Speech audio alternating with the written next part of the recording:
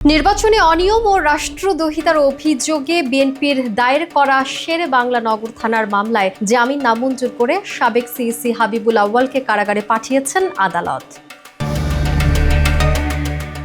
রবিবার বিকেলে তাকে 3 দিনের রিমান্ড শেষে আদালতে হাজির করা হয়। পরে তদন্তকারী কর্মকর্তা মামলার তদন্ত শেষ না হওয়া পর্যন্ত তাকে কারাগারে আটক রাখার আবেদন করেন। পরে রাষ্ট্র ও আসামি পক্ষের শুনানি শেষে তাকে কারাগারে পাঠানোর আদেশ দেন আদালত। আসামি পক্ষের আইনজীবীরা অসুস্থতা ও সামাজিক মর্যাদা বিবেচনায় জামিনের আবেদন করলে তা নামঞ্জুর করেন আদালত।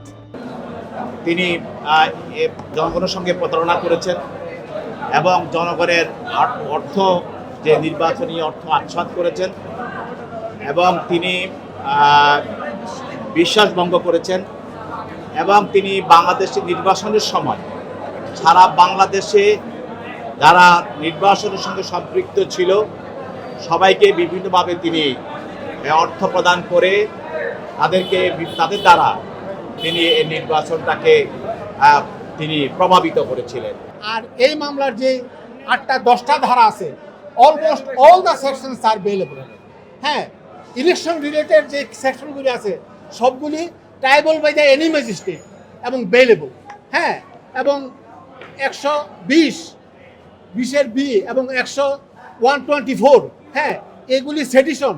আমি ষড়যন্ত্র করলাম কোন সরকারের বিরুদ্ধে? বর্তমান সরকারের বিরুদ্ধে, হ্যাঁ হ্যাঁ, নাকি অতীত সরকারের বিরুদ্ধে? এজাহারে উল্লেখ থাকতে হবে।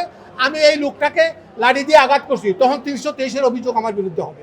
কিন্তু এজাহারে যেটা উল্লেখ নাই, কিন্তু সেকশন হিসেবে ইনসার্ট করা হয়েছে সেকশন কলামে। হ্যাঁ হ্যাঁ, আমি বলেছি, আমি এটা কোর্টে বলেছি, কোর্টে আমি সবই বলেছি, আমি সিদ্ধান্ত দিয়ে বলেছি, 49 DLR দিয়ে বলছি যে এই বঙ্গবন্ধু হত্যা মামলা জুবেদা রশিদ, হ্যাঁ, তাকে কনস্পিরেটর হিসেবে ঘোষণা না, তার বাড়িতে সংসদ হয়েছে, কিন্তু এটা তো তার স্বামীর বাড়ি, সে কনস্পিরেটর না, এই সিদ্ধান্ত আমি জমা দিচ্ছি। হ্যাঁ, হ্যাঁ, সর্বশেষ আমাদের বিরুদ্ধে হলো আমরা ষড়যন্ত্র করি নাই, আমরা সেডিশনও করি নাই, আমরা নির্বাচনে কোনো কারচুপিও করি নাই। কারণ একই সরকারের তারা কেউ নমিনেশন প্রাপ্ত সরকারের, কেউ তাদের বিদ্রোহী ক্যান্ডিডেট, সুতরাং এখানে কারচুপি করার কোনো সুযোগ নাই। আমি নির্দোষ। হ্যাঁ,